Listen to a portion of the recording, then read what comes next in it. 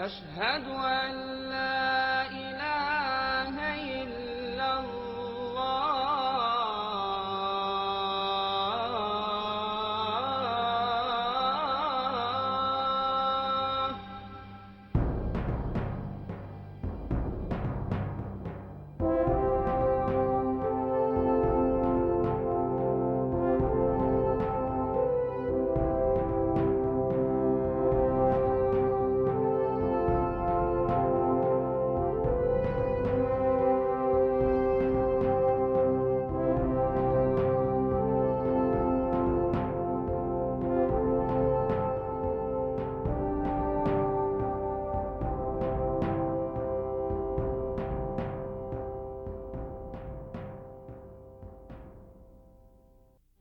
حي على الفلاح.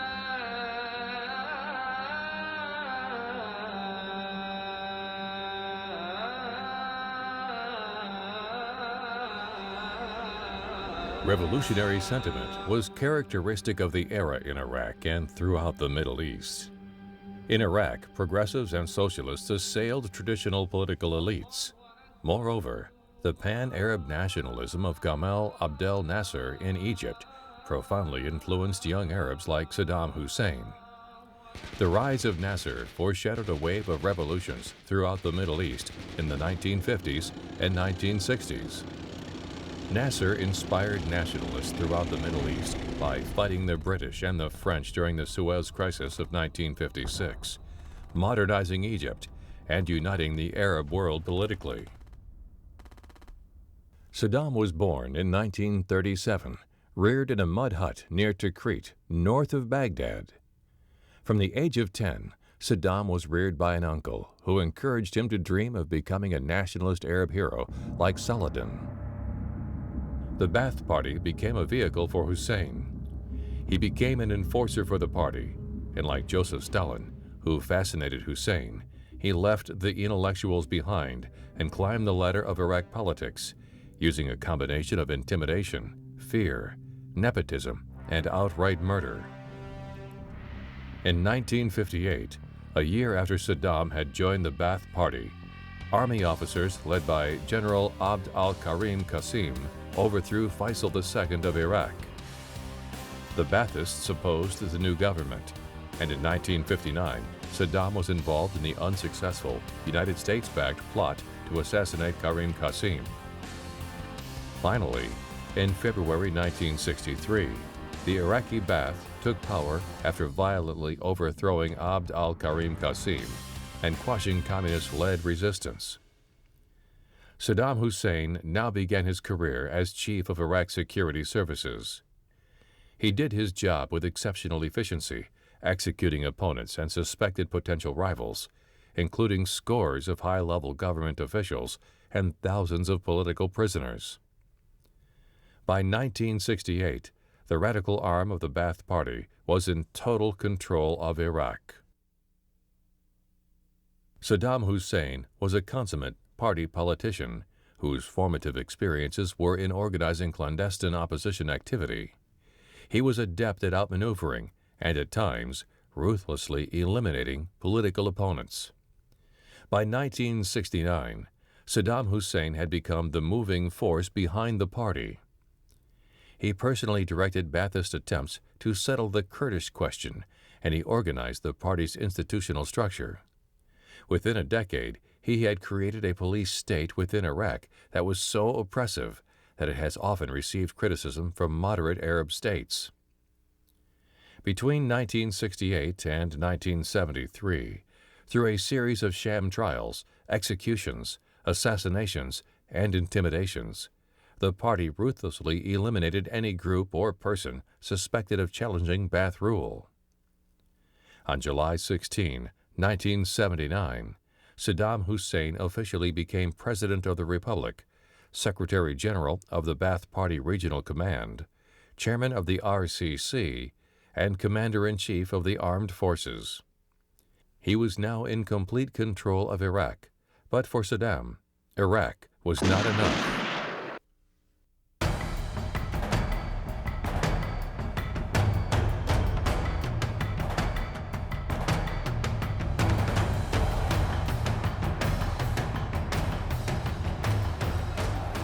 After 23 years in power, Saddam Hussein imagined himself a world player.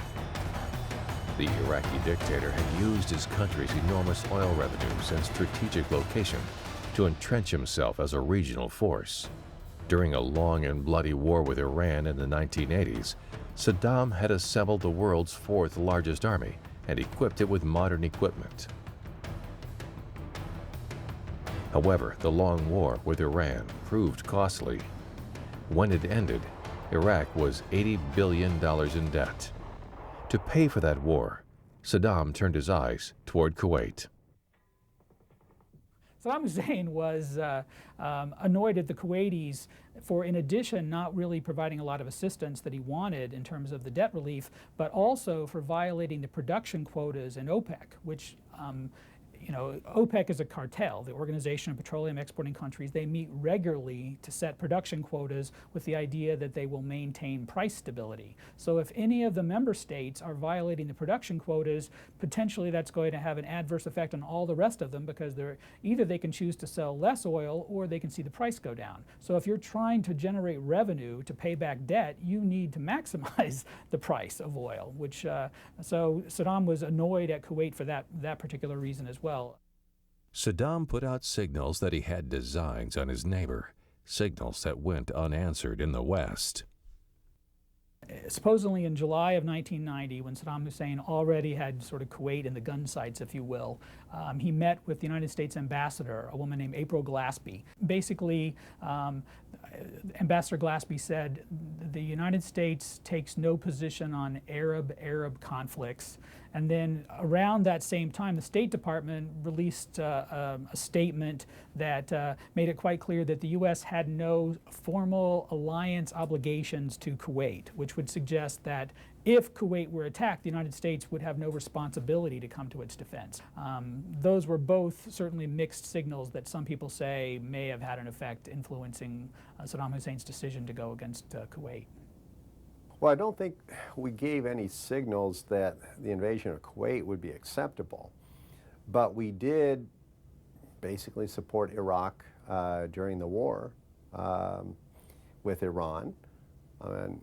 Iran was, I think from Washington's perspective, a pretty deadly enemy at that point after having taken the hostages and not having any relations. And we provided some support to Saddam Hussein in the 1980s. If the United States had clearly signaled it would be wrong to attack Kuwait, and under the United Nations Charter it's illegal for any state to challenge the territorial integrity of another, and the United States is obliged under the United Nations Charter and as a member state of the Security Council to help to assure the defense of those states, who knows, that might have had the opposite effect of restraining Saddam Hussein. So I think it might be too strong to say it encouraged him, but it might be fair to think about the counterfactual of what would have happened had the U.S. said something completely different. On August 2nd, 2 Iraqi divisions crossed the Kuwait border. A 3rd division launched a supporting attack further to the west. Meanwhile, Iraqi special forces mounted heliborne and amphibious raids on strategic targets in Kuwait City. By 4 o'clock that afternoon, it was all over. One of the main concerns of the West was the significant threat Iraq posed to Saudi Arabia. Following the conquest of Kuwait, the Iraqi army was within easy striking distance of Saudi oil fields. Possession of these fields, along with Kuwaiti and Iraqi reserves, would have given Hussein control over the majority of the world's oil reserves. There was some fear that the next stop might be Saudi Arabia, which would be a much bigger player. That would give Saddam Hussein control over about 40% of the world's reserves. And that was just too much to tolerate. For President George H.W. Bush, there was only one possible response to what he called naked aggression. Acting on the policy of the Carter Doctrine, and out of fear the Iraqi army could launch an invasion of Saudi Arabia, U.S. President Bush quickly announced that the U.S. would launch a wholly defensive mission to prevent Iraq from invading Saudi Arabia under the name Operation Desert Shield. Today, as president, I ask for your support in a decision I've made to stand up for what's right and condemn what's wrong, all in the cause of peace. At my direction, elements of the 82nd Airborne Division, as well as key units of the United States Air Force, are arriving today to take up defensive positions in Saudi Arabia. Saddam invaded Kuwait in August of 1990, and the first Bush administration, George H.W. Bush, they took the next, 5-6 months to work with the Allies. It was considerably different than what George W. Bush did when he invaded Iraq in 2003. So it was, I think, a fairly skillful diplomacy on the U.S. part, and a different notion than what we saw later, too, a notion simply of building a multilateral coalition, getting the Saudis to fund a good part of it, getting some of the NATO allies to come in and provide troops, weapons, and so forth, but the U.S. bearing the bulk of it. For the U.S. troops that were to be the bulk of this coalition, deployment to the Gulf came as a huge surprise. We never heard of the country. What's Kuwait? What's so great about it that it's part of our national security? We started learning about the resources and started learning about Saddam Hussein's capability. And at first we thought it was just like another piece of news story. Somebody invaded somebody around the world, but as time went on, we started getting more and more news trickled down to us that this was becoming a more and more serious matter and more maybe involved than just what we see on TV. I was young, I didn't really know what a lot of people knew, the older people, which I came to find out, like Iraq and Iran fighting for 7 years, and then you start thinking, you're like, these guys have been fighting for 7 years, they're battle hardened, and I'd say there's some anxiety, but I mean, it wasn't really noticeable. We didn't have a problem with soldiers going AWOL or anything like that. People just started buckling down and doing what they had to do. This wholly defensive doctrine was quickly abandoned when on August 8th, Iraq declared Kuwait to be the 19th province of Iraq. On August 9th, after a 14-hour flight, a group of 25 F-15s touched down at Saudi airfields. As the F-15s began their air patrols, the first units of the 82nd Airborne Division arrived in Bahrain and began setting up defensive positions.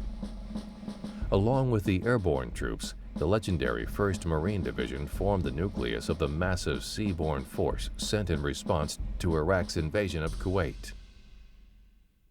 Well, the primary goal at the time we were moving into the country and getting established, the primary objective was what they called the defense of the Kingdom of Saudi Arabia. Our job was, we saw that Saddam had put the Iraqi forces up along the Kuwaiti-Saudi border. It looked like they were going to come at us. So what kind of plan could we come up with to thwart any kind of attack that would come into the theater? And so for the first month at least, everybody was pouring their efforts into a defensive plan. How do we get the logistics to soldiers that are fighting and retreating back, fighting and retreating back? And how do we keep those logistical lines intact with all that moving back? And we seem to move through that successfully. As at Guadalcanal and the rush to Korea, the U.S. Marines were ordered to scrape together the tools of war to face a formidable foe. The Army gets all the new stuff. They get all the new tanks. They get all the new trucks. They get all the new stuff. The Marines get, leftover stuff, and they just teach you from, again, boot camp. You're a Marine. You do what you got to do. Do whatever it takes to get the mission done. That's how they got the nickname Devil Dogs. They do whatever it takes to accomplish your mission. Facing overwhelming odds, the troops referred to themselves as Iraqi speed bumps.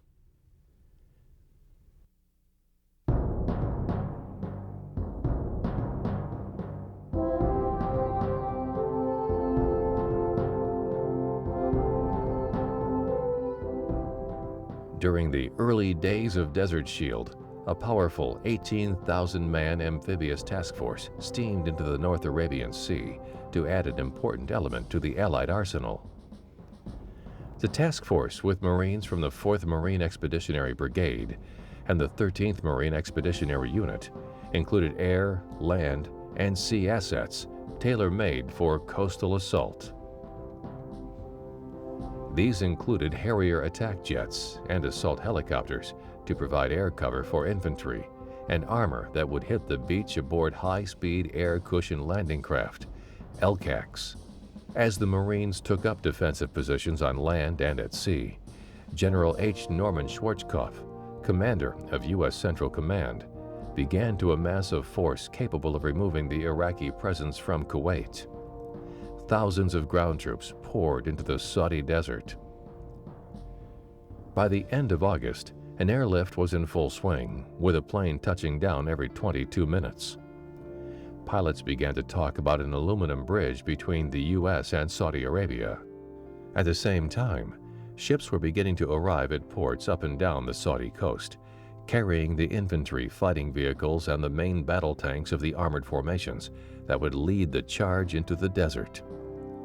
The principal combat vehicles in these formations included the M1A1 Abrams tank and the Bradley fighting vehicle in both its infantry and cavalry configurations.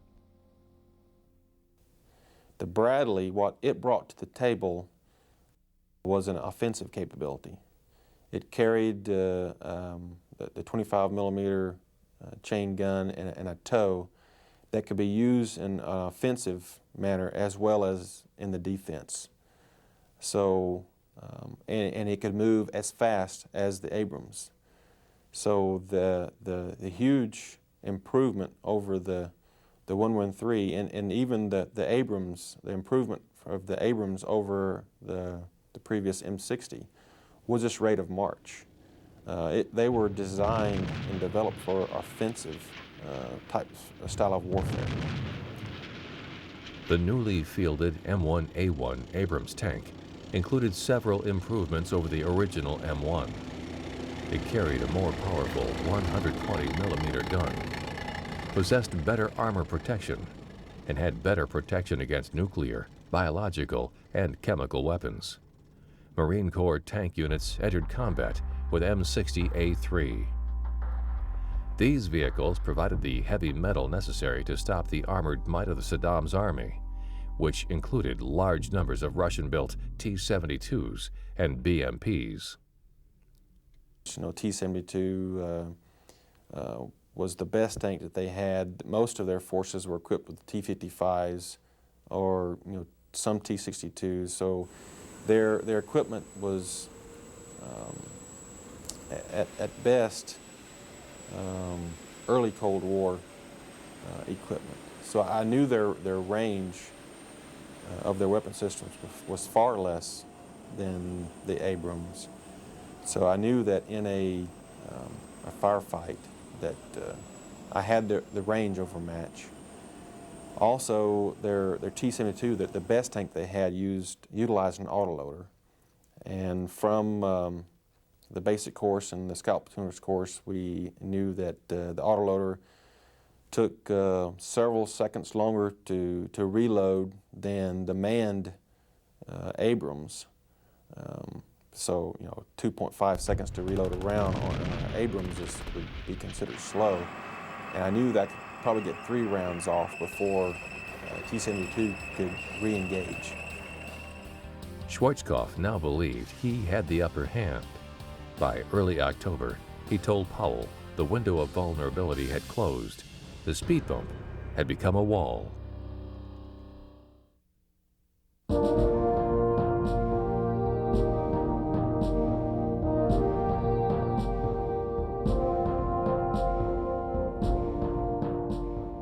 Our strategy to go after this army is very, very simple.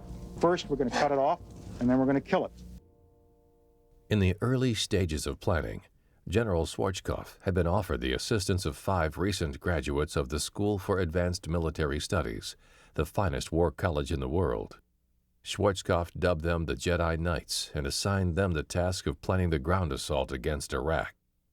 The Iraqi position presented some very promising possibilities. Saddam's infantry divisions had dug in along a 175-mile line from the Persian Gulf along the Kuwait-Saudi border, 40 miles into Iraq. Hussein had also deployed additional troops along the Kuwait coast, protecting against an amphibious assault by the much-feared Marines, already rehearsing for a landing. Supporting the frontline units were armored infantry and mechanized infantry reserves. The Republican Guard, which had led the push into Kuwait, had been pulled back into southern Iraq, ready to plug any breach in the line. The Jedi Knights knew that by orienting his entire force to the southeast, Saddam had left his right flank open to attack. A swift drive to the north, followed by a sharp eastward turn, would cut Iraq's army off so that the coalition could kill it. Schwarzkopf called the proposed flanking maneuver the Hail Mary. But the plan was nearly compromised before the troops on the ground could be put into motion. And we had actually tipped our hands, especially on one particular occasion. We had mounted 2,000 aircraft. The flash briefing came down that they were going to mount 2,000 aircraft, basically everything they can get up in the air at one time, and fly it so much toward Iraq in such a high speed it looked like we were actually going to start a bombing run into Iraq itself. The Great Air Armada never entered Iraqi airspace.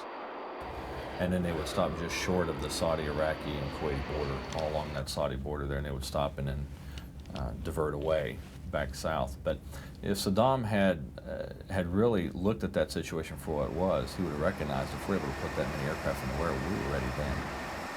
Even at that early date, the coalition air power was enormous. And it was incredible. I'd never seen such a display of flying power in all my life. I mean, you would look up and you would just see everything. The black specks of the B-52, they're so high up, and you see the lower flying aircraft, the F-14s, F-18s, and as you're looking up, suddenly you're just out of relapse or out of reaction. You're ducking because A-10s just flew over your head because they keep up with the sand dunes.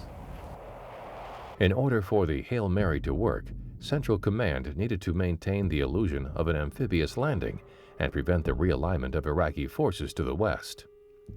Therefore, Marines off the Kuwaiti coast went through regular exercises to make it appear that they were preparing for an amphibious attack. At that same time, the Marine Expeditionary Force were mounting false amphibious assaults. They would try to charge toward the one island. There was an island just off of Kuwait City in the Persian Gulf that Saddam had also secured. The MEF would mount up and do practice runs on that island, and they would just stop short of the island, turn around, and come back to their base. A diversionary landing was not the only distraction that caught the attention of the Iraqi army. And so there was a lot of fear tactics that we were using at that point.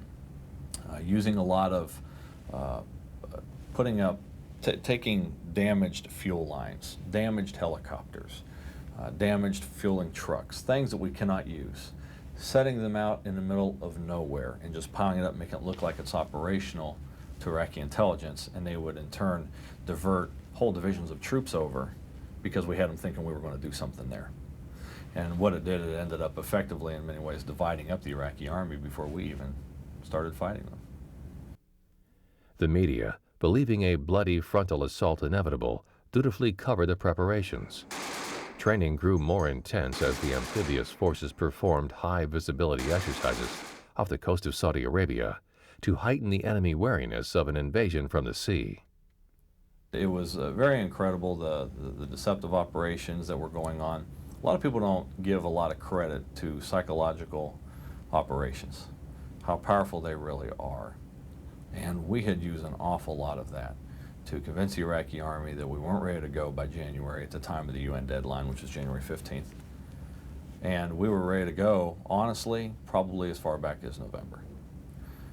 But we wanted them to think we weren't ready, and so they kept packing their stuff away because where Saddam had isolated himself, he thought the Arab region would stand behind him. Along with massive amphibious exercises, embarked Marines responded to calls for assistance from Maritime Interception Force warships. Marines were among the first combat troops placed aboard uncooperative Iraqi tankers during maritime intercepts in the early days of Desert Shield. As G-Day, the beginning of the ground war, neared, 17,000 Marines stood ready aboard the largest combined amphibious assault force since the Incheon landing in Korea. Meanwhile, the coalition's ground forces conducted feints and reconnaissance in force along the Kuwaiti border. A day before the launch of Operation Sabre, the sailors and Marines of the amphibious force found that their warfighting skills would not be immediately required as they had expected. But their preparation had not been in vain. It was at the core of the deceptive tactics which played a major role in the quick Allied victory. As the beginning of the ground war drew near, intelligence indicated that there had been no shifting of Iraqi forces. The grand deception had worked. General Schwarzkopf had given a briefing that if the President of the United States would ask him to go at the time of the deadline, that they would be short of actually defying the order, saying they wouldn't be ready till February. We're in fact ready to go before Christmas.